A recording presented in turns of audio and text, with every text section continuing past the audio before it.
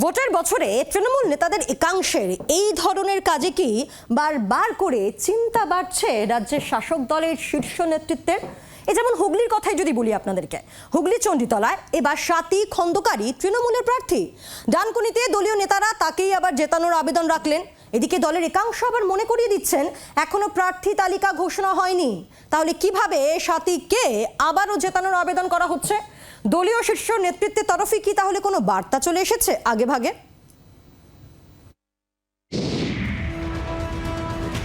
ভোটে ঘোষণা হয়নি এখনো, প্রার্থীর হয়ে প্রচার শুরু। হুগলির চণ্ডীতলা বিধানসভায় তেমনই কাণ্ড।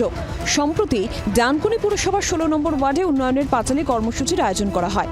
সেখানে বর্তমান বিধায়ক স্বাতী খন্দকারকে পাশে বসিয়ে তাঁকে আবার জেতানোর আবেদন করলেন তৃণমূলের স্থানীয় নেতাদের একাংশ।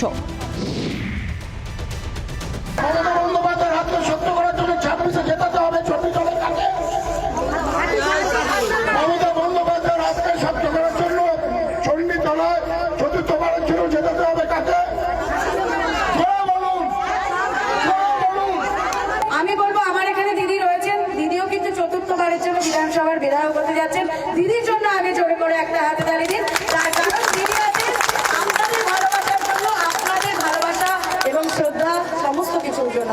মমতা বন্দ্যোপাধ্যায়ের হাত শক্ত করতে আগামী দিন স্বাতী খন্দকারকে চতুর্থবারের জন্য চণ্ডীতলা বিধানসভা থেকে জিতিয়ে বিধায়ক করতে হবে। আর বিধায়ক করতে হবে এই জন্যই চণ্ডীতলার ডেভেলপমেন্ট, চণ্ডীতলার মাটিকে আরো শক্ত করতে। প্রার্থী ঘোষণা তো অনেক পরের কথা, ভোটই ঘোষণা হয়নি রাজ্যে। তাহলে তৃণমূল নেতারা একযোগে স্বাতী খন্দকারকে এভাবে প্রকাশ্য সভায় জয়ী করতে বলছেন কিভাবে? জেলা তৃণমূল নেতৃত্ব কি স্বাতীকে প্রার্থী করার বিষয়ে একমত, না এখানেও রয়েছে শাসকের অন্তর্দ্বন্দ্বের ইঙ্গিত? তারাও যদি স্বাতী খন্দকারের নাম বলে তাহলে স্বাতী খন্দকারের তারা ক্ষতি করছে। আর যারা বলছে এগুলো দলকে অপমানিত করছে, বিড়ম্বনায় ফেলছে, তারা তাদের নিজস্ব মতামত। আবার কিছু কিছু মানুষ বলছে বিধায়ক পরিবর্তন করতে হবে, উন্নয়ন হয়নি, হাসপাতালের উন্নয়ন হয়নি। অস্বস্তিতে পড়ে বিধায়ক স্বাতী খন্দকারের দাবি তিনি নাকি শোনেননি।